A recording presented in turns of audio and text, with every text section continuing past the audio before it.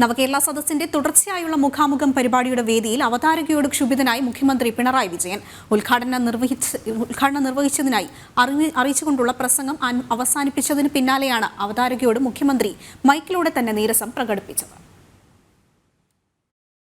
നവകേരള സദസ്സിന്റെ തുടർച്ചയായി മുഖ്യമന്ത്രിയുടെ ന്യൂനപക്ഷ വിഭാഗങ്ങളുമായുള്ള മുഖാമുഖം നിയമസഭാ മന്ദിരത്തിലെ ശങ്കരനാരായണൻ തമ്പി ഹാളിൽ നടക്കുന്നതിനിടെയാണ് ഈ സംഭവം. ആദ്യഘട്ടമായി ഇന്ന് മുസ്ലിം വിഭാഗങ്ങളുമായി നടത്തുന്ന മുഖാമുഖമാണ് നടന്നത്.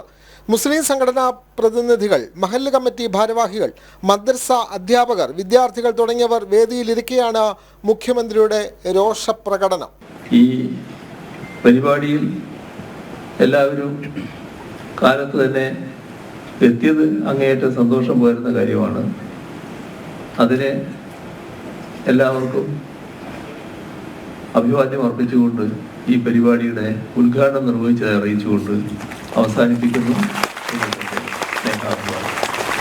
Thank you sir. വളരെ നല്ലൊരു ഉദ്ഘാടന പ്രസംഗം കാഴ്ചവെച്ചതിന്. ക്ഷോഭത്തോടെ പ്രതികരിച്ച ശേഷം വേദിയിലുള്ളവരെ നോക്കിയാണ് മുഖ്യമന്ത്രി ഇറങ്ങിപ്പോയത്. അവതാരകയോട് മുഖ്യമന്ത്രി ക്ഷോഭിക്കുമ്പോൾ അദ്ദേഹത്തിന്റെ പേഴ്സണൽ സ്റ്റാഫ് അംഗവും വേദിയിലുണ്ടായിരുന്നു. മുഖ്യമന്ത്രി പറഞ്ഞത് കേട്ട് പേഴ്സണൽ സ്റ്റാഫ് അംഗവും സദസ്സിലുണ്ടായിരുന്നവരും ചിരിക്കുകയല്ലാതെ ഒന്നും പറഞ്ഞതേയില്ല. ജനം, തിരുവനന്തപുരം.